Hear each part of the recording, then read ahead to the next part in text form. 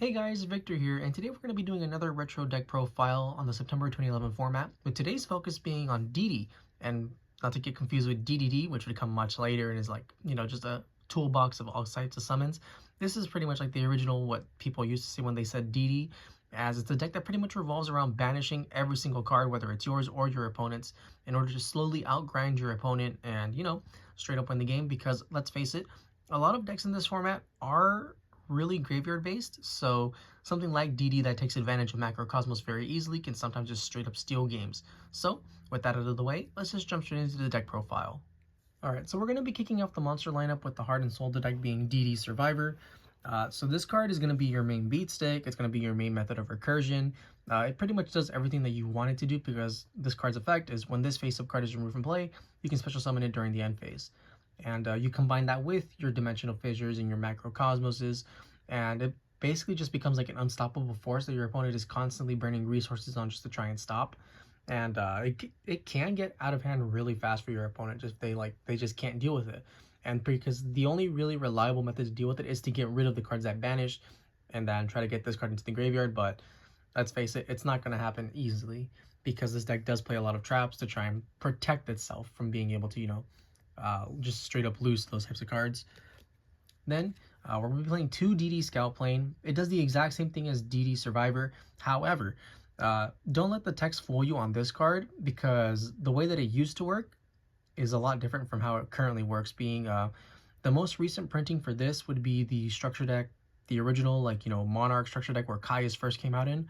And for that text, this effect is not once per turn. So much like DD Survivor, during the end phase, you just special summon this card in face-up attack position. So yeah, even if your opponent has like a Solemn Warning or something else to stop it from coming back, it will be able to reactivate and just summon itself again. At least I'm pretty sure that's how it works, just because, this is pre-errata, before he became once per turn in Legendary Collection Yu-Gi World. So just keep that in mind. It's just, yeah, because it will come up. And then, so if you can, just try to get like an older copy. There's like 3 older versions where it doesn't have the once per turn errata. So unless you're like really keeping on top of that or whatever, you can pull up like a database at any time. Yeah, just be aware. And then for the final DD card, we're just playing the 1 DD Warrior Lady. Not much to say, it's just good generic removal for monsters, because you can be offensive with it, you can be defensive with it. It gets rid of key threats, Thunder King Ryo. Yeah, it does everything. We're not playing any of the other ones like DD Assailant, because that one requires you to actually attack instead of it, just having to battle or anything else. I feel like this is more than enough for what the deck needs to accomplish. And then for the other monsters, we're playing 3 Tour Guide from the Underworld, along with the 1 Sangan. We're typically never using Sangan's effect to search, because, this is a banished deck, so it's typically not hitting the grave. But since this is a banished deck, Tour Guide is really good, because it's able to make cards such as like Levier, and it gets back a lot of really important monsters, whether it's yours or your opponents that are level 4 or lower. And then, it's still always able to make a 2500 beat stick in Leviathan Dragon, so there isn't really much of a downside to playing it. And yeah, the card's just fantastic. If you can play it in your deck, you really should. Then after that, we're going to be playing 3 Caius the Shadow Monarch. I'm honestly not really a big fan of Caius in this format, but for this deck specifically, since you pretty much always have free fodder in the form of Survivor and Scout Plane, Caius is pretty much mandatory, because it's never going to truly be like a dead card, as like I said, you'll always have fodder to tribute summon for it. And the effect is still really solid, just being able to banish a monster, and then if it happens to be a dark, you burn them for 1,000. But this is going to be our main method to get rid of like those really annoying monsters like Gachi Gachi Gentetsu, which are able to survive being destroyed by battle or card effect multiple times in a turn. Or there's a lot of really big boss monsters too, like BLS or Hyperion, that, can become like a problem if they're left on the field long enough.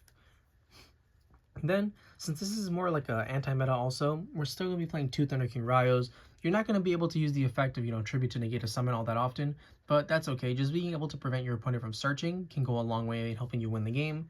And then for the final monster, we're going to be playing 1 Blackwing Gale the Whirlwind.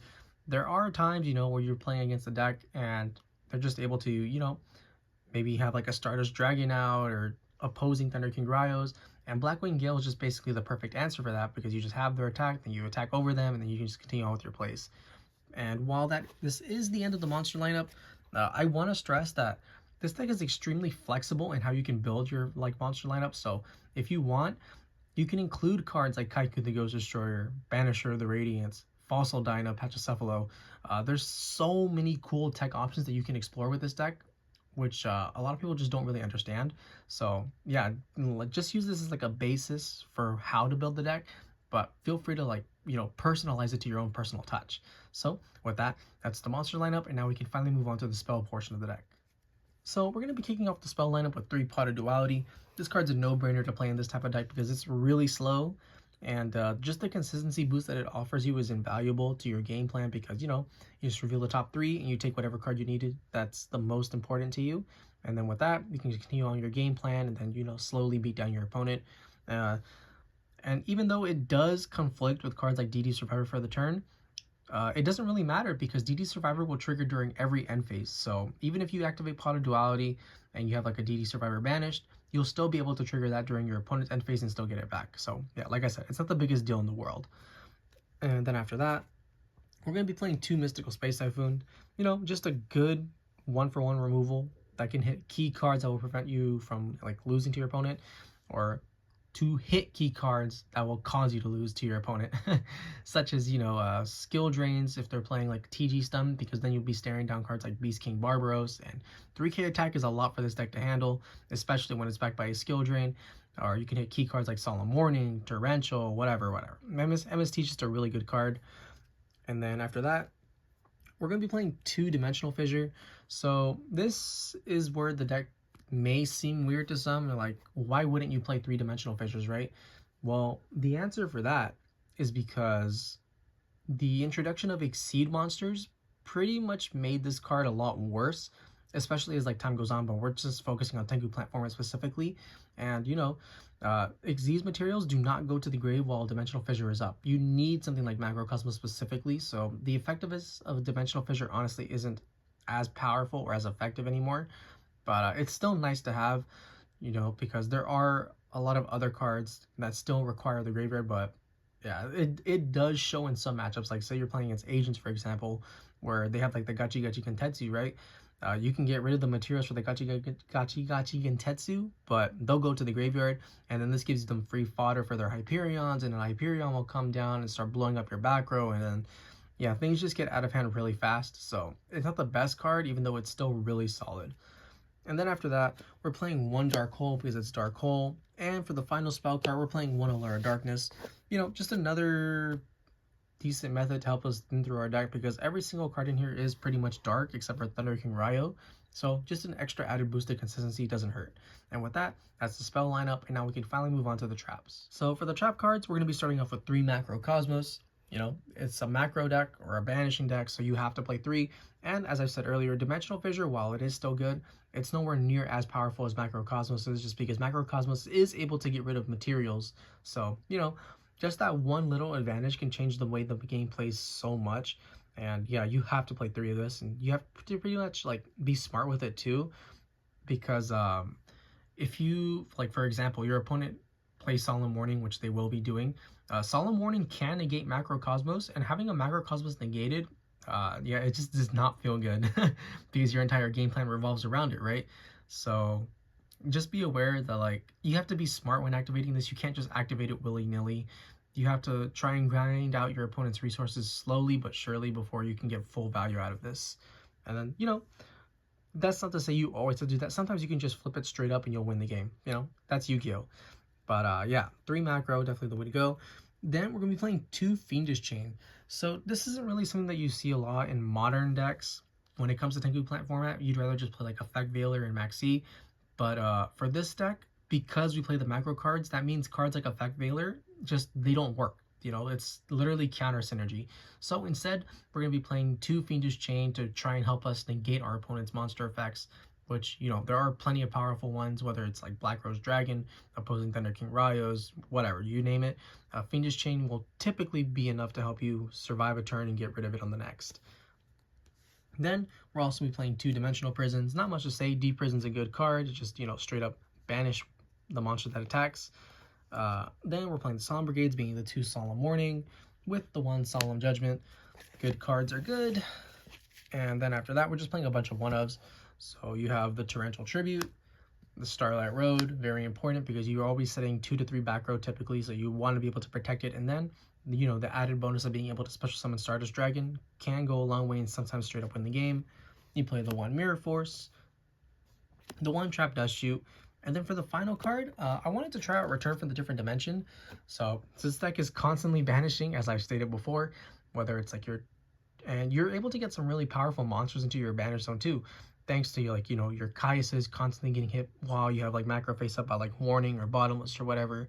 The monsters that you make off a tour guide like Levia or Leviathan Dragon, even level 4s, right? Say you have like 2 DD Survivors or something, and you make like a Utopia, and then your Utopia gets warninged, boom, that's 3, or not 3 because your Utopia can't be summoned because it was never properly exceed summoned, but you still can get your 2 DD Survivors back in addition to everything else. And yeah, this is literally just an instant win button in most scenarios because of how like the pressure that you're putting onto your opponent. So I really like it, but it's not like necessary for this deck. And with that, that's the main deck, 40 cards like always, and now we can finally move on to the extra deck portion. Now, when it comes to the extra deck, it honestly doesn't matter. Just fill it up with, you know, as I've always said with these types of decks, just fill it up with the good generic cards that pretty much every extra deck is running at this point.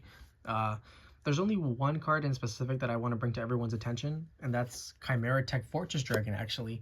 So, the reason for this is because, much like hand traps such as Effect Veiler and Maxi, Cyber Dragon, or specifically Chimera Tech Fortress Dragon, has anti-synergy with this deck because while you have cards like face up such as Dimensional Fissure or Macrocosmos, you are unable to send monsters to the graveyard in order to contact fusion with Cyber Dragon.